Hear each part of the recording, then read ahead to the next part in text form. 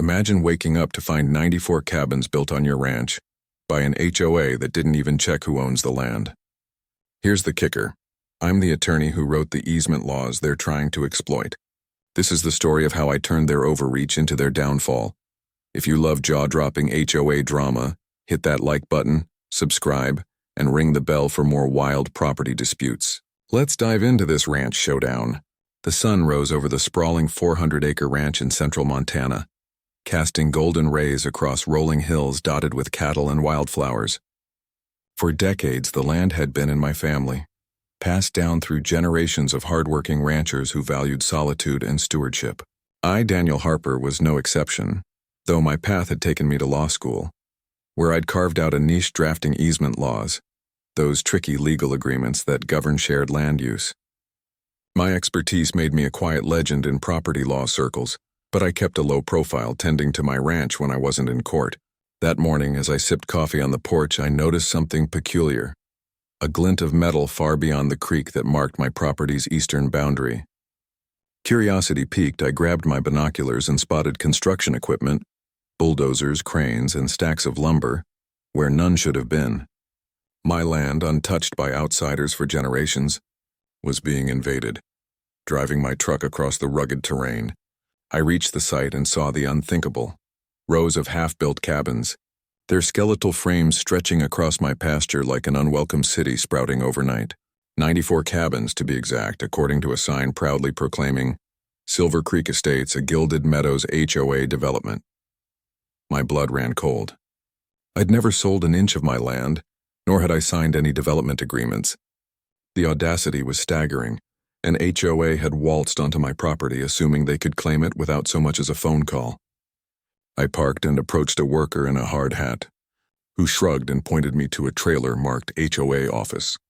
Inside, a man named Greg, the project manager, handed me a glossy brochure touting luxury cabins for wealthy city folks seeking a rustic retreat. When I asked who authorized this, he smirked and cited an easement agreement from the county, claiming it gave them access to my land. That's when I knew this wasn't just a mistake, it was a calculated land grab. Back at my ranch house, I dug into my files, my legal mind already racing. The easement Greg referenced was one I'd drafted myself 20 years ago for a neighboring property, allowing limited access for utility lines, not construction. The HOA had clearly misinterpreted or deliberately twisted the document to justify their project. I called the county clerk, an old friend, and confirmed no permits had been filed for construction on my land. The HOA was operating on pure arrogance, assuming a reclusive rancher wouldn't notice until it was too late. But they didn't know who they were dealing with. I spent the evening poring over property records, zoning laws, and the HOA's incorporation documents. Gilded Meadows HOA was a new entity, backed by a shady developer named Victor Langston, known for strong-arming landowners into submission. By midnight, I'd drafted a cease and desist letter citing specific violations of state law and my easement's terms. I sent it to Langston's office via certified mail, knowing this was just the opening salvo. The next morning, I drove to the county courthouse, where I filed an emergency injunction to halt construction. The judge, familiar with my work, granted it within hours, citing the HOA's lack of legal standing. By noon, sheriff's deputies arrived at the site, ordering workers to stop. The construction site fell silent, but I knew this was only the beginning. Langston and his HOA cronies wouldn't back down easily. They'd built their empire on bullying and loopholes. As I stood on my porch that evening, watching the sun dip below the horizon, I felt the weight of the fight ahead.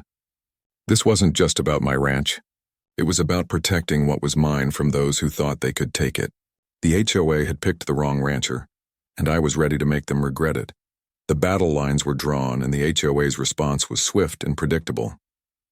Victor Langston himself arrived at my ranch 2 days later, stepping out of a polished SUV in a suit that screamed city money.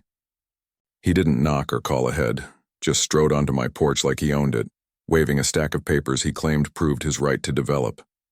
I let him talk, noting every word as he boasted about his connections and threatened legal action if I didn't comply. His confidence was his weakness. He assumed I was just a stubborn rancher, not the attorney who'd written the very laws he was trying to manipulate. I calmly handed him a copy of my injunction, and watched his face tighten as he realized his project was stalled. He left without another word, but I knew he was regrouping, not retreating. Over the next week, the HOA escalated their tactics. They filed a counterclaim, alleging I'd misrepresented the easement and accusing me of interfering with their lawful development. Their lawyer, a slick corporate type named Marjorie Tate, flooded the court with motions, each more convoluted than the last. She argued the easement allowed ancillary development, a vague term that held no weight under my carefully crafted law. I spent long nights dissecting their claims, cross-referencing every statute and precedent. My advantage was clear. I knew the law inside out, and their case was built on bluster. Meanwhile, the cabin sat unfinished, a blight on my land, as locals began whispering about the standoff. Some neighbors supported me, wary of the HOA's overreach, while others, lured by promises of jobs, sided with Langston.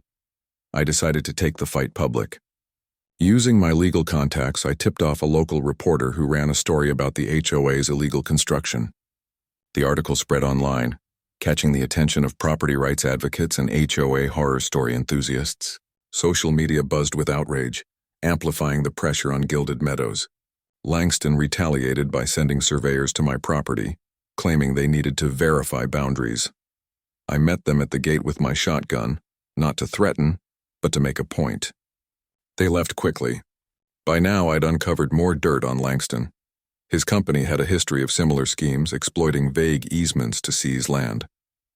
Armed with this, I prepared for the upcoming court hearing, where I'd face Tate and her team head-on. My strategy was simple: dismantle their case with surgical precision, using the law I'd written to expose their greed. As the hearing approached, I felt the ranch's legacy fueling me. This land wasn't just dirt, it was my family's history, my sanctuary. The HOA thought they could bully me into submission, but they'd underestimated my resolve. The night before the hearing, I reviewed my notes under the glow of a lantern, the quiet of the ranch steadying my nerves. Whatever happened in court, I was ready to fight for every acre. The HOA's arrogance had set this in motion, but I would end it. The courtroom was packed, a mix of locals, reporters, and HOA board members in stiff suits. I represented myself, standing before Judge Clara Hensley, a no-nonsense jurist who valued facts over theatrics. Marjorie Tate opened with a polished speech, painting the HOA as benevolent developers bringing prosperity to a neglected region. She waved the easement document like a trophy, claiming it granted broad development rights. I waited my turn, then rose and methodically dismantled her argument. I cited the easement's exact wording, which I'd written to restrict use to utilities, not construction. I presented county records showing no permits, emails proving Langston's team knew the land was mine, and case law affirming my property rights. The courtroom buzzed as I revealed Langston's history of predatory developments, each fact landing like a hammer. Tate faltered, her responses growing weaker as I pressed. Judge Hensley's questions grew sharper, exposing the HOA's flimsy case. After hours of testimony, she ruled in my favor, declaring the construction illegal and ordering the cabins removed at the HOA's expense. The gallery erupted in murmurs, and Langston's face was a mask of fury. But I wasn't done. I filed a follow-up suit for damages, citing trespass and environmental harm to my land. The HOA's legal fees piled up, and their reputation tanked as online forums dissected their defeat. Over the next month, workers dismantled the cabins, leaving my pasture scarred but free. I hired a crew to restore the land, planting native grasses to erase the HOA's footprint. By summer, the ranch was healing, and so was I. The lawsuit settled out of court, with Langston's company paying a hefty sum to avoid further exposure. I used the money to fund a local land trust, ensuring no HOA could ever threaten the region again. As I stood on my porch watching the cattle graze under a wide Montana sky, I felt a quiet victory. The HOA had come for my land, but they'd met their match in the attorney who wrote the law. My ranch was mine again, and no one would take it from me. If you enjoyed this wild HOA showdown, smash that like button, subscribe, and share your own property drama in the comments. Stay tuned for more epic battles against entitled HOAs and Karens. Hit the bell so you don't miss a single story.